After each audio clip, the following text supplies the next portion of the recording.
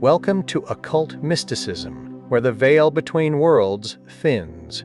Today, we explore the presence of other worlds by Wilson Van Dusen, a fascinating study of hallucinatory experiences and the mystical realms beyond. Join us as we bridge psychology and the unseen. Subscribe for more profound insights.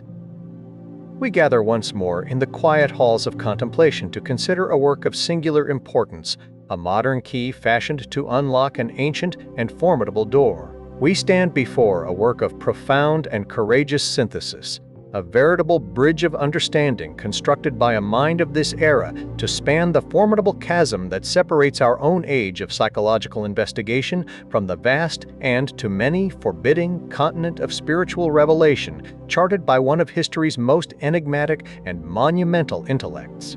In the volume which bears the title, The Presence of Other Worlds, the author, Wilson Van Dusen, has undertaken a task of immense gravity and far-reaching consequence to render the intricate psychological and spiritual findings of Emanuel Swedenborg not merely palatable, but profoundly relevant to the contemporary seeker of truth. This is no mere summary, no simple biographical sketch. It is an act of deep and empathetic translation, an exegesis that seeks to illuminate the very machinery of the soul, as described by a man who claimed to have witnessed its operations not only in the crucible of this terrestrial life, but in the vast and varied landscapes of the worlds beyond the veil of death. Van Dusen, bringing to bear the full and considerable weight of his long clinical experience as a psychologist, approaches Swedenborg not as a sectarian curiosity or a historical anomaly, but as a master phenomenologist of the inner life, perhaps the most thorough, the most systematic, and the most courageous explorer of the human psyche who has ever left a complete record of his travels for posterity. The book before us, therefore, is far more than a simple introduction. It is a key, a necessary primer, a guide to the grand atlas of consciousness drawn by the hand of Swedenborg, an invitation to entertain a stupendous proposition that the heavens and the hells are not distant, future destinations awaiting us after the dissolution of the body, but are in fact living, dynamic presences woven inextricably into the very fabric of our most intimate and immediate interior existence. Our author, with the wisdom of a master guide, begins his monumental study in his chapter titled The Man, by grounding us firmly, almost relentlessly, in the world of tangible, verifiable reality.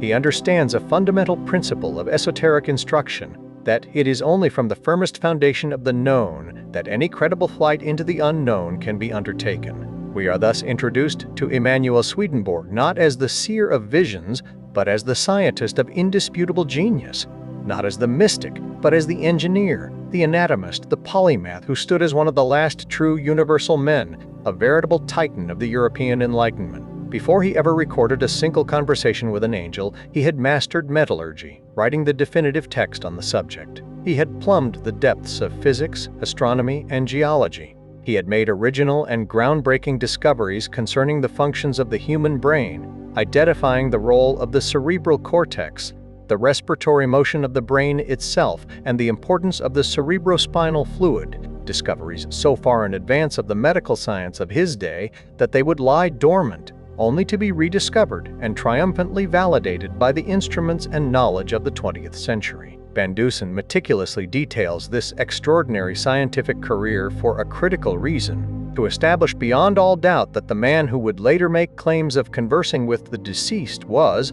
by nature, by training, and by ingrained habit, a rigorous empiricist, a meticulous observer, a mind dedicated not to the spinning of idle fantasy, but to the systematic and exhaustive cataloging of reality. His subsequent journey into the metaphysical was not, therefore, an escape from the world, but the logical and inexorable next step in his attempt to complete its mapping. Having surveyed the outer cosmos, from the grandest nebulae to the most minute bodily gland, he turned his formidable and practiced powers of analysis inward, seeking the one elusive quarry that had evaded his scientific gaze, the precise location and nature of the human soul. This profound transition, as Van Dusen masterfully portrays it, was not a rupture in his life's work, but its ultimate continuation. The same relentless drive to know, the same systematic methodology that had characterized his scientific labors, was now to be applied to the most difficult of all subjects, the inner landscape of the mind itself. We are shown a man of simple, almost ascetic habits, a respected nobleman who was a dutiful member of the Swedish House of Nobles, yet who lived a quiet, scholarly life unencumbered by family or the pursuit of worldly fame. This powerful portrait of the earthy, the practical, and the eminently sane scientist serves as the necessary ballast for the extraordinary voyage that is to follow, assuring the reader that whatever strange and wondrous shores we may visit in the course of this study, our navigator began his journey from the solid and familiar ground of a world we all recognize. Having thus established the unimpeachable character of the explorer, his profound grounding in the empirical, his absolute mastery of the material, the author then guides us to the very threshold of the mystery itself. In his second chapter, Going Within, he addresses the fundamental question, by what method, by what strange science of the soul did such a man penetrate the veil? The process, we learn, was at once simple in its principle and staggeringly profound in its consequences. It was a discipline that Swedenborg had cultivated, perhaps unknowingly, from his earliest years. It was a practice of intense and total concentration, a method of focusing the entirety of his conscious being upon a single problem or idea, while simultaneously, and almost unconsciously, altering his state of respiration, slowing the breath until it became almost imperceptible. This discipline, a technique bearing an uncanny resemblance to the pranayama and dharana of the ancient yogic traditions of the East, had the immediate and powerful effect of withdrawing his awareness from the outer world of the senses and plunging it into the deep, silent, and luminous world of the inner mind. It was in this interior realm, a world as real and as structured as the physical one, that the great discoveries began. Van Dusen, as our psychological guide, introduces us to the critical concept of the hypnagogic state, that mysterious and fleeting twilight kingdom of consciousness that lies between the sharply defined realms of waking and of sleep. It is a state familiar to all of us in the moments before slumber, yet consciously explored by almost none. Within this liminal zone, this antechamber to the unconscious, Swedenborg began to observe with his scientist's eye the spontaneous wellsprings of the psyche bubbling forth into perception. He witnessed phenomena such as photisms, which our author defines for us as brilliant flashes of inner light that would appear as an unmistakable sign of affirmation whenever his line of thought was in harmony with a deeper, more essential truth. More importantly, he began to perceive and to learn the mind's own native language, a primordial tongue not of words and syntax, but of pure and living symbols. In this state, his own fleeting feelings, his own abstract ideas, would be spontaneously translated and represented back to him in the form of vivid, dramatic, and meaningful images and scenes.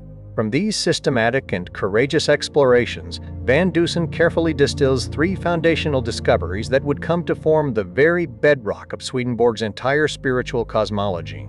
First came the humbling realization that the sphere of our conscious will, our vaunted ego, is infinitesimally small, that it is but a tiny, fragile island in a vast and mighty ocean of psychic processes that operate entirely beyond its command. Second, was the discovery that this capacity of the mind to create symbols is not a random or chaotic process, but an intelligent and purposeful function, a living guidance system through which a higher and more comprehensive wisdom perpetually communicates with the limited conscious self. This is the very seed of the great and central doctrine of correspondences. And third, there came the dawning and at first unsettling awareness that these inner processes, these images and voices, often present themselves not as aspects of the self, but with the distinct character and personality of other beings, raising for the first time the momentous and world-altering possibility of a direct and conscious interaction with the inhabitants of the spiritual world. The third chapter, Opening the Inner World,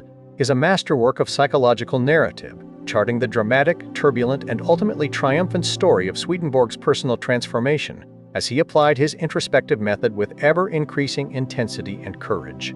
Van Dusen guides us, with both scholarly rigor and profound empathy, through the pages of the remarkable document known as Swedenborg's Dream Diary. This text, never intended for publication, is a raw, unflinchingly honest, and deeply human record of a soul in the alchemical crucible of profound change. Here, in the unvarnished language of his private thoughts, we see the proud, sober, hyper-intellectual scientist forced to confront the vast and unruly territories of his own being which he had for so long suppressed or ignored. The dreams reveal a mighty and protracted struggle, a battle against what he termed infestations and corporeal thoughts, particularly his own sensuality, which he had held in check for decades. Van Dusen, with the clarifying lens of a depth psychologist, interprets this intense inner conflict not as a sign of some latent pathology, but as a necessary and heroic confrontation with what modern psychology would term the feeling function. For a man who had lived his entire life in the cold, clear, masculine light of pure reason, this difficult descent into the warm, chaotic, and often frightening world of the feminine principle of feeling was the only possible path to psychic wholeness. The journey was not a gentle or a linear one. Swedenborg's journals describe terrifying periods of spiritual combat, where his mind was torn asunder by double thoughts, the simultaneous perception of every idea and its opposite, and he was inwardly assaulted by forces that threatened to overwhelm his sanity.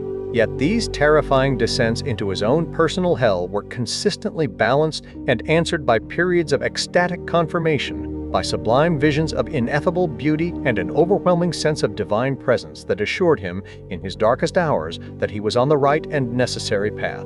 We witness, through Van Dusen's careful exegesis, the gradual and painful alchemical transmutation of Swedenborg's entire psychic structure. The towering pride of the intellect is systematically humbled and brought low. The fear and suspicion of his own emotional and sensual nature are slowly transformed into a reverent and tender love for the verities, or truths, which he comes to see in the exquisitely beautiful symbolic form of heavenly virgins, whom he, as their humble servant and devoted lover, must now obey.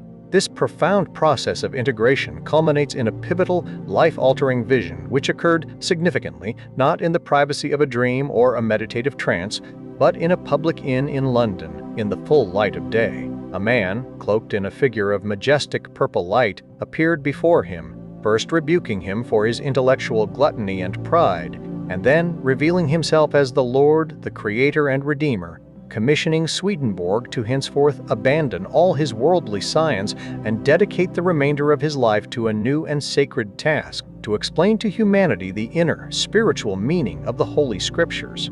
With this divine commission, the long and arduous period of preparation was at last over. The inner worlds were no longer a foreign territory to be cautiously explored. They were to become his permanent and conscious home. With Swedenborg now fully initiated into his new and sacred function, Wilson Van Dusen proceeds to lay out the vast and intricate cosmology that was revealed in the torrent of theological works that followed.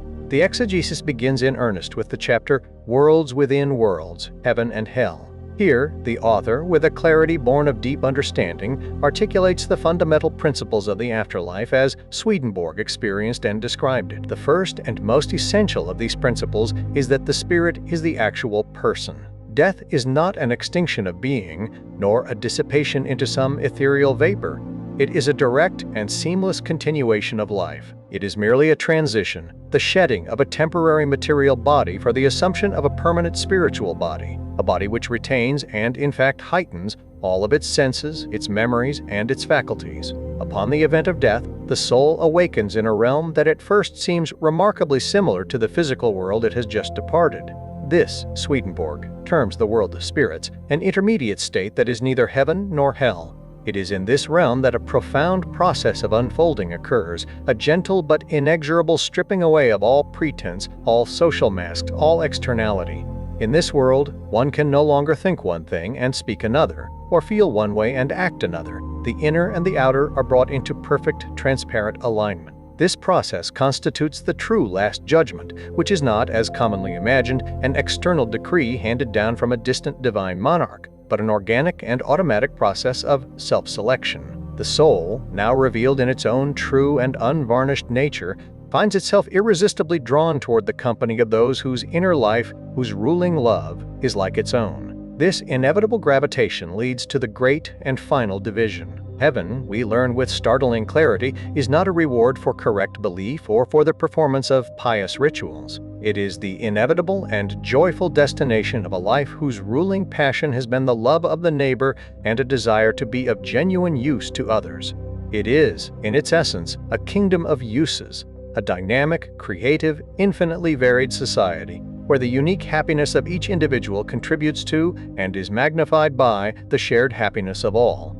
Hell, conversely, is not a place of arbitrary punishment meted out by a wrathful and vindictive deity. It is the necessary and unavoidable external condition for a life whose ruling passion has been the insatiable love of self above all others, and the consequent contempt for all who do not serve that self. Hell is the solitude, perpetual conflict, the spiritual darkness, and the gnawing frustration that is the natural and eternal consequence of a life dedicated to tearing the sacred fabric of mutuality. The Lord, Swedenborg, insists with the utmost force, casts no one into hell. Rather, those who find themselves there do so of their own free and deliberate will, choosing the only company in which they can feel at home, the company of others who mirror and affirm their own inverted and consuming self-love. Furthermore, Van Dusen explains that this vast spiritual world is not governed by the familiar and rigid laws of physical time and space. Proximity is not a matter of physical distance, but of similarity of interior state. To think of another with love is to be present with them. Time is not the inexorable ticking of a cosmic clock, the fluid and subjective succession of inner states of being. The entire phenomenal world of that realm, the magnificent landscapes and palaces of heaven, the dismal caverns and hovels of hell, the very garments worn by its inhabitants, are all direct and immediate external manifestations or correspondences of the interior state of the spirits who perceive them. It is a world where the psyche is made fully manifest, a world where one's inner reality becomes, at last, one's only outer world. To comprehend the engine that drives this entire spiritual cosmology, to grasp the force that determines one's eternal destiny, Van Dusen devotes the fifth and pivotal chapter, The Gentle Root of Existence, to Swedenborg's most central psychological and theological doctrine, the principle of the ruling love. This is the very core, the generative center of Swedenborg's entire understanding of the human being and, indeed, of all conscious life. For every individual, there is a fundamental love, a primary and overarching desire that constitutes the very essence and substance of his or her life. This ruling love, whether it be for wealth and possessions, for power and reputation, for the acquisition of knowledge, or for the selfless service of others, is the true fountainhead of the personality, the sun around which all other aspects of the psyche orbit. It is, in its deepest essence, the person's will, the very spring of their vitality. From this central governing love, we are shown, emanate all the lesser loves and desires, which Swedenborg calls the affections. These affections, in their turn, give birth to and direct the thoughts of the understanding. Thought, in this profound and revolutionary system, is dethroned from its long-held primacy. It is not a sovereign force, but the willing and often unconscious servant of affection. It is the form that our feeling takes in order to see itself, to justify its aims, and to plot a course toward their fulfillment. Van Dusen powerfully brings this concept to life, using Swedenborg's own potent analogies. The ruling love is like a heart, and the affections are the intricate network of blood vessels that carry its vital fluid throughout the entire system of the mind. Or, it is like the deep and silent current of a river, which carries the small boat of our conscious thought along its course. A current often unnoticed by the sailor who is preoccupied only with the shifting winds and the trimming of the sails. This great hierarchy of being, flowing from the inmost ruling love, through the derivative affections, into the twin faculties of the will and the understanding, and finally finding its ultimate expression in the actions of the physical body, is the great chain of causality that constitutes our inner life. This doctrine completely and irrevocably reorients our common sense understanding of ourselves. We are not, in the final analysis, what we think. We are what we love. And the actions we perform in the world, which Swedenborg terms uses, are the ultimate embodiment, the final and definitive effect of that inmost love. The inner self, the true spiritual person, is this entire dynamic structure of love and its resultant wisdom, while the outer, natural self, including the physical body, is merely its temporary instrument in the material plane, its obedient and faithful servant in the world of effects. True spiritual freedom, then, is not the absence of constraint, but the joyous and unimpeded ability to think, to feel, and to act in perfect and harmonious accordance with one's deepest and most authentic love. It is in the 6th chapter, a section of stunning originality titled The Presence of Spirits in Madness, that Wilson Van Dusen makes his most startling and powerful contribution to modern thought, forging a direct, empirical, and profoundly illuminating link between the esoteric cosmology of the 18th century seer and his own 20th century clinical work with the mentally ill. Here, the author, in his capacity as a clinical psychologist, recounts his own groundbreaking phenomenological research into the subjective experience of psychotic hallucinations.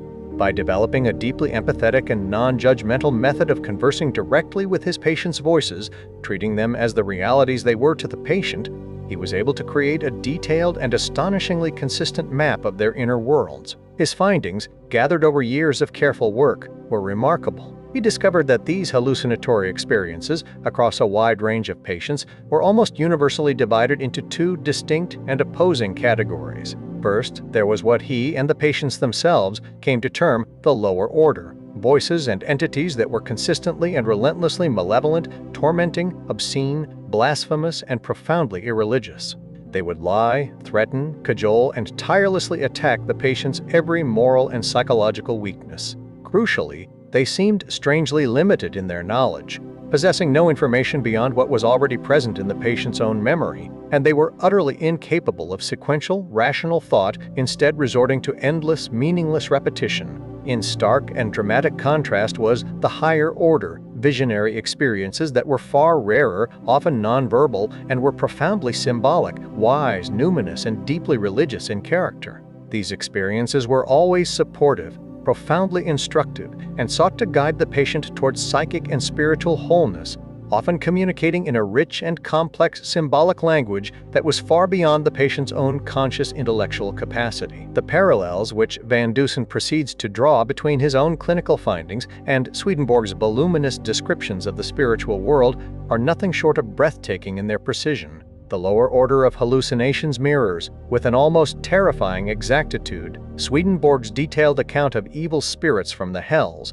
who, when the protective barrier of consciousness is breached, seek only to obsess, to torment, and to destroy the human soul, and who are themselves trapped in the suffocating prison of their own falsities, which correspond to their evil loves.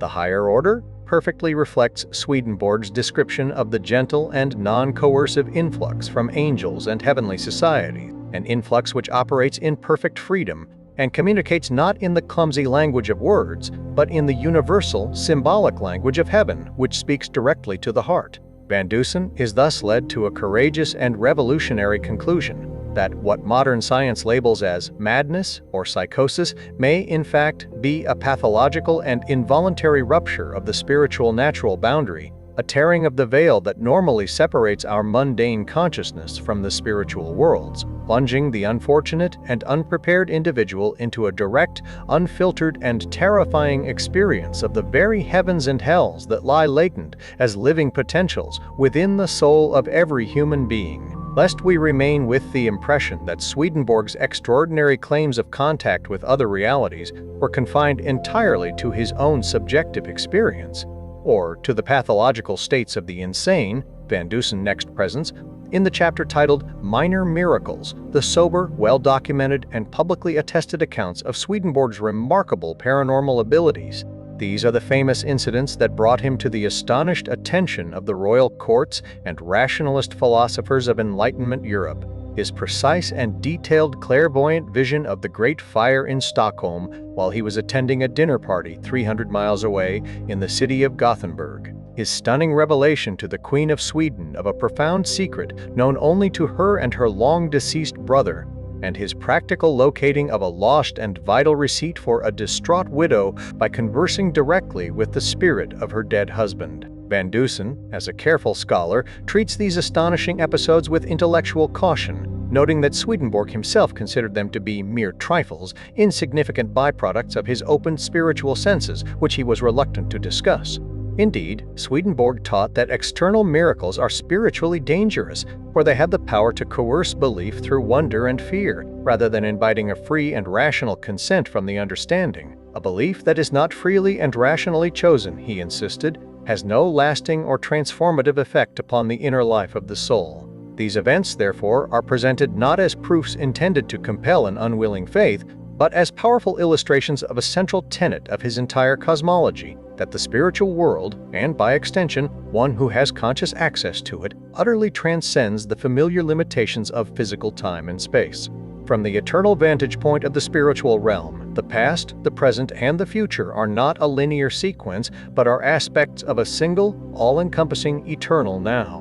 Distance, likewise, is not a function of physical location, but of an interior state of affection and thought. These minor miracles, then, are not violations of natural law, but are glimpses into the operational laws of a higher and more fundamental reality, a reality that Emanuel Swedenborg came to inhabit as naturally and as consciously as we inhabit our own. Having thus explored the individual psyche and its living connection to the unseen spiritual realms, our author then broadens his focus in the majestic chapter, Existence Itself as Symbolic, to encompass the whole of creation itself. Here, the doctrine of correspondences is elevated from a psychological principle governing the inner life to a complete and all-encompassing cosmology. The fundamental and breathtaking idea is that the entire natural world, in every one of its particulars, from the mightiest star to the smallest grain of sand, is an external representation, an ultimate material effect of the spiritual world. The spiritual world, in its turn, is a living representation of the divine. The universe, in its totality, is a vast and glorious theater of symbols. An animal, a tree, a river, a mountain, each is not merely a soulless physical object, but a material embodiment, a concrete manifestation of a specific spiritual affection or truth. This grand and unifying vision is given its most profound and beautiful expression in the sublime concept of the Maximus Homoque, or the Grand Man. Swedenborg revealed that all the innumerable societies of heaven, in their perfect and harmonious order, are arranged together in the form of a single, perfect, universal human being. There are societies that constitute the province of the eye and correspond to the faculty of understanding. Others constitute the province of the heart and correspond to the faculty of will and love. Still others form the province of the hands and correspond to the faculty of power and action. Each society, and indeed each angel within that society, performs a unique and joyful function that corresponds precisely to the function of that particular part in the perfected human body. The whole of heaven is thus a living reflection of the divine human, and each individual human being on earth is, in turn, a heaven in its smallest form, a perfect microcosm of this celestial grand man. This, we are told, is the ultimate and deepest meaning of the ancient teaching that we are made in the image and likeness of God. Our physical form, our complex organs, our very life functions, are living correspondences to the transcendent and eternal reality of heaven, and, through heaven, to the Lord Himself, who is the origin and perfection of that human form. The penultimate chapter of this great study, titled Inner Meanings, addresses what Swedenborg himself considered the crowning achievement of his life's sacred work, his monumental exegesis of the inner sense of the Holy Scriptures. Just as the natural world is a living correspondence to the spiritual world, so too, we are taught, is the written Word of God. The literal stories of the Bible, the histories of nations, the genealogies of patriarchs, the laws given to Moses, and the prophecies of future events constitute its outer body, its natural and historical sense. But contained within this literal sense, like a living soul within a physical body, is a continuous, unbroken, and perfect spiritual sense, a sense which speaks not of earthly history or of temporal events, but of the timeless and universal process of the human soul's regeneration and its journey back to God. And within that spiritual sense, we are told, lies a still deeper, inmost, and celestial sense which pertains directly and solely to the Lord Himself, to His incarnation, and to the glorification of His own human nature. The Bible is thus written from its first word to its last, in the pure and divine language of correspondences. The profound consequence of this is that when a person on earth reads the literal words of the Scripture with a humble and reverent heart, the angels in the spiritual and celestial heavens simultaneously perceive the inner spiritual and celestial meanings which correspond to those words. In this act of reading, therefore, a living conjunction, a sacred and powerful link is formed between heaven and earth, and through the heavens with the Lord Himself. Van Dusen provides us with powerful and clarifying examples of this hermeneutic method. The story of Noah and the Ark, when viewed through this lens, is no longer a tale of a local flood in ancient Mesopotamia, but becomes a stunningly precise and psychologically profound depiction of the state of a human soul undergoing the spiritual temptation and desolation that must precede rebirth. The ark is the precious remnant of good and truth preserved within him. The flood is the overwhelming influx of falsities that threaten to extinguish his spiritual life.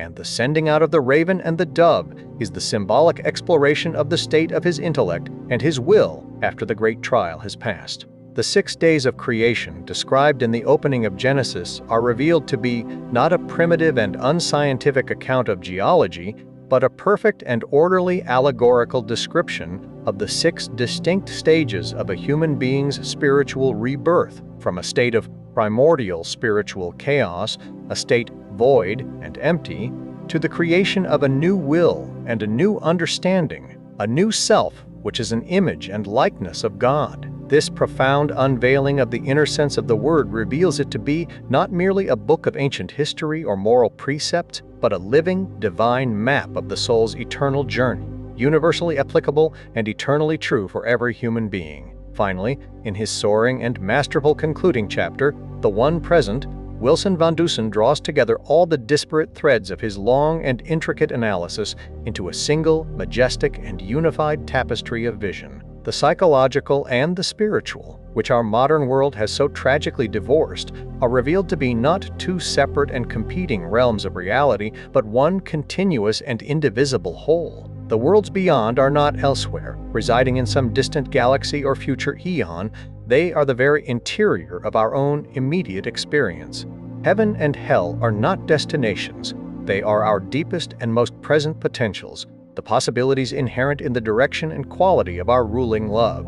The great and final synthesis of Swedenborg's vision is its radical, its breathtaking immanence. The divine is not a remote, abstract, and unknowable entity, but is the essential person, the divine human, the very source and substance of our own life, our own consciousness, and our own humanity. The path to God, therefore, is not a flight from the human, not a denial of our own nature, but a courageous and loving journey into its deepest and most sacred center. This leads to the ultimate and most hopeful revelation of all, the doctrine of the New Church, or the New Jerusalem, which Swedenborg saw descending from God out of heaven. This, he taught with unwavering clarity, is not a new sect, not a new religious organization that would bear his or any other human name. It is a new and universal state of consciousness destined for all of humanity, a universal church unbound by creed or geography, consisting of all people, of any religion or of no formal religion, who acknowledge a divine power and who live a life of charity, that is to say, who act from the highest good that they know. This is the ultimate ecumenical vision, a spiritual commonwealth where the beautiful diversity of human beliefs are like the many precious and varied jewels set into a single royal crown. The work thus concludes not with a flight into an otherworldly fantasy, but with a profound and resonant call to the sacredness of the present moment. The one is always present. The presence of other worlds is discovered and created in the moral and spiritual quality of this one. Swedenborg's immense and unparalleled journey, a journey which began in the dark mines and furnaces of 18th century Sweden and ranged through the highest and most luminous heavens, ends where all true spiritual journeys must ultimately end, in the simple, immediate, and world-creating act of a good deed done for the sake of another, the place where the infinite love of God finds its final and most perfect home on earth. In this way, through this masterful exegesis, the esoteric becomes the practical, the mystical becomes the ethical, and the grand and cosmic map of all the worlds becomes, at last, a humble and loving guide for how to live here and now. Thank you for journeying through the presence of other worlds with occult mysticism. Share your thoughts below and connect with our community. Like, subscribe, and tap the bell for more mystical explorations. Until next time, keep sensing the unseen